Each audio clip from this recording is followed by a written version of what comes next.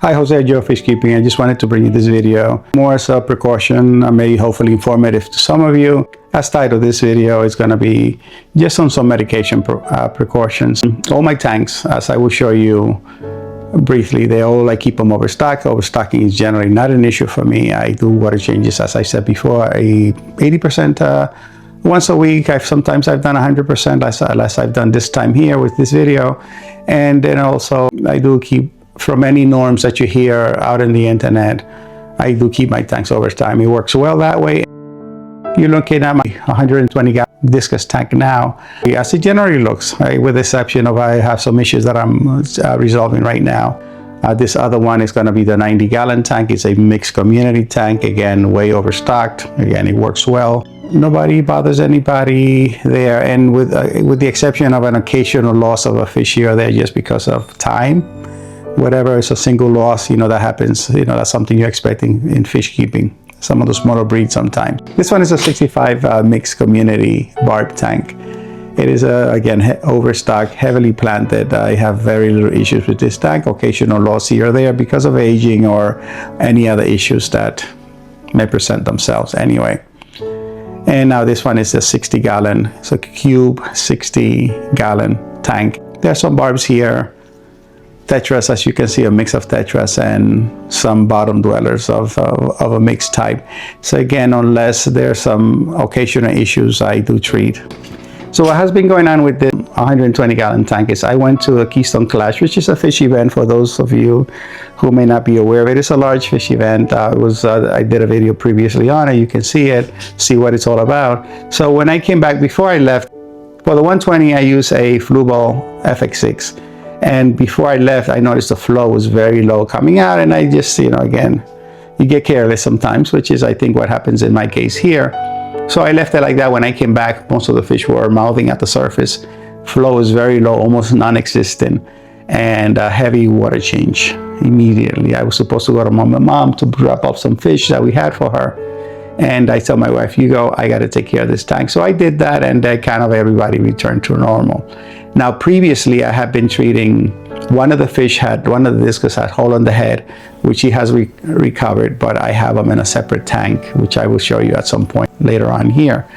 If one fish has it, chances are that the hexamida or whatever is affecting the fish is in the water. So I treat the whole tank as a precaution. I have been using UV for a number of months now in this tank. I had yet to do the video on that, on this particular tank, but I've noticed that the brightness of the colors of the fish and overall health has been much better since.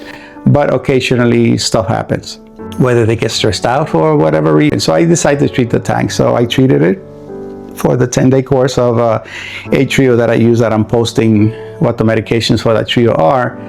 Usually I don't have an issue with any fish, even the so-called sensitive fish, the scaly fish.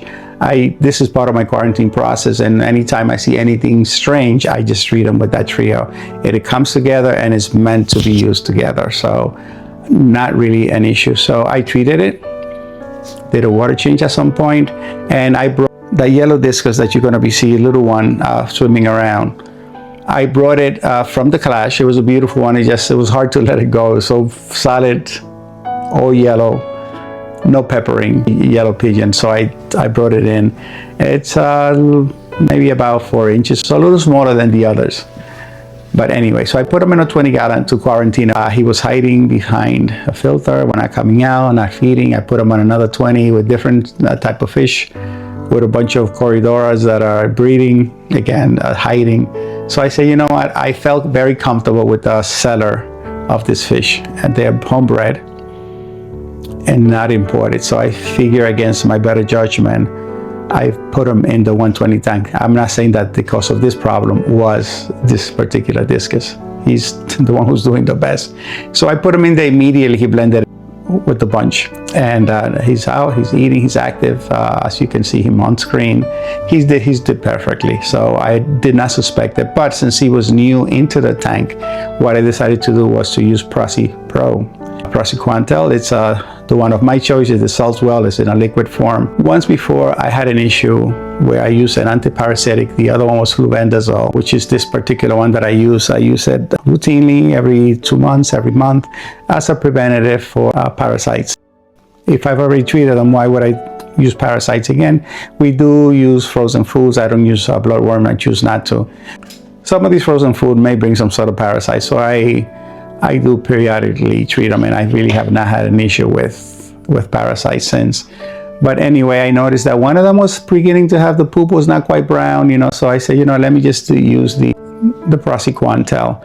And I did the 80% as I usually do now. Remind you that out of 120 gallons, 80% is still 20 gallons of water left in there, plus whatever is in the gravel. So I put it in the next day. My wife says, what's going on with the discus tank? The tank is usually very busy, as you can see on some of the images that I'm showing here. But they were all hiding behind plants. They were not moving much. Some of them were lying flat. And I said, holy crap, what's going on here?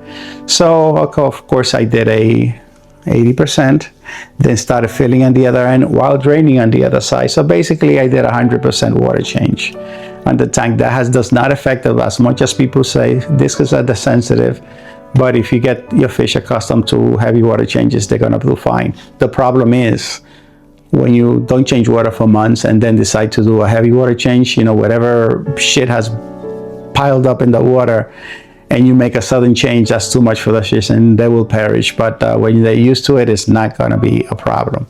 So then I noticed that they were very sluggish. So I did again, a 80% chance. Once before, on the 65-gallon, the zebra loaches on screen here, they usually hide. You don't see them much unless it's feeding time. They hide behind under wood and so on. So they were all coming up. They were on top of the filter, on top of the sponge, the pre-filter. They were lying very visible, which I usually are not. So again, my wife is the one who usually notices these things. I'm just moving around doing other stuff. So I did a quick water change there, did not lose anyone. Two similarities: an antiparasitic with the trio or other medication. Warning labels are put on medications. Don't drink and drive. Don't mix medications if you're drinking alcohol. They're put there for a reason. Look both ways before you cross the street. So one of the things somebody says, well, if you make a mistake once, you learn from your mistake, as my friend Sean from Discus North said the other day. He says, I learn by making mistakes. And in fish keeping, that's how often we learn over time. But somebody said, well, if you make a mistake once and you make a mistake again, now there's still got to be a word for that. Either you're dumb, you're stupid, you're a fool. And I saw something that I have posted in the screen there. I said, let me look up in Google to see what you call this kind of a person. I look up in Google, what would be the appropriate name to call this person who makes the same mistake more than once? So again, fool, stupid, dumb, those can apply to me, certainly. But I like this term. I have to read it so I don't misquote it. Willfully ignorant.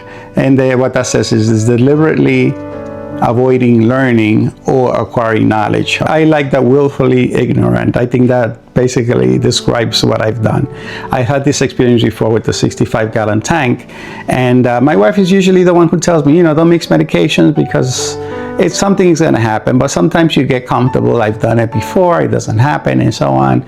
So there's certainly enough medications here where there seems to be a common link. The antiparasitics and the other antibiotics certainly don't mix if there's any remnants. What should you do normally? You should really use carbon. I don't use any kind of chemical filtration, and a lot of you out there that are been old fish keepers do not either. But there's a time for carbon. Carbon is one of the most absorptive substance known to man, and it will do its job well. If the water doesn't smell bad, it'll take out smells, it'll take out any remnant chemicals. I have this marine land polishing filter there, which I use strictly for mechanical filtration, just an additional thing to polish the water a little bit more. So I took the filter there, which is that's the cartridge that we use, and I just add a bag full of carbon.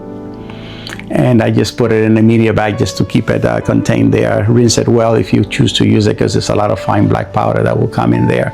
So I put it in there, and gradually the fish have been, before I've been doing daily water changes 80% again, and even before the carbon, they were beginning to come out of hiding. I have not lost any yet. That I did lose the large seal point angelfish, that one that I'm going to show you on screen right now, called him Darth Vader. I just pulled him out this morning. Sorry about the background noise here.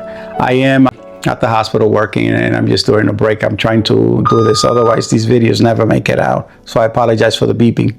So I've been doing water changes, and gradually they've been coming out more active. Most of them, none of them have passed. Now the Darth Vader, he got wedged way at the back of the corner where some of the tubings come out, the heating ducts and everything are out at the top. And he looks like maybe he got wedged there and could not back out, possibly. The only loss that I have so far, and I don't think he was related to this Bulgarian seal point, he has become more active. He's been out and about, but my wife says, I have not seen him for a day or so. And I looked this morning before I left to work, and he was not wedged, but he was behind the heaters and all the equipment that is way at the top there. So maybe he just got into that corner and could not get himself out of there. So I don't think he was related to this incident, but again, you never know. I've lost one discus like that before, where maybe he got spooked and he just jammed himself and could not back out of there and died. So, but this one, it may have been related to that. Now the discus overall are looking better. They're coming out more. They're less lethargic, I would say. I did add, today is the second day of the carbon running. A few of the discus, anytime anything is going wrong, they get very dark. I was handling some of them by hand, putting them close to the glass. They don't really have any real signs of any illness. Some of them are dark, especially the blue ones get much darker when they stress or any kind of illness. This by no means I'm saying that I will stop using medications or start my quarantine process with medications. Certainly in my field, medications are one way of curing illness. If the fish looks sick, trying and just waiting things out, things just get worse. So if you can get ahead of the game, you would treat a fish if it's sick. That's what I do. You can do whatever works for you. That works for me. Now, this is totally user error, and I admit to it.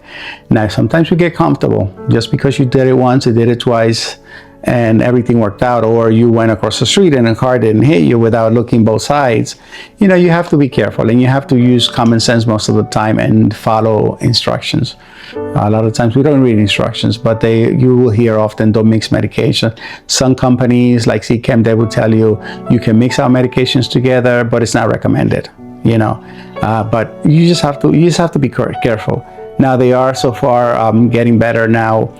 Once I've known, which is probably about now, that I've totally removed any remnants of the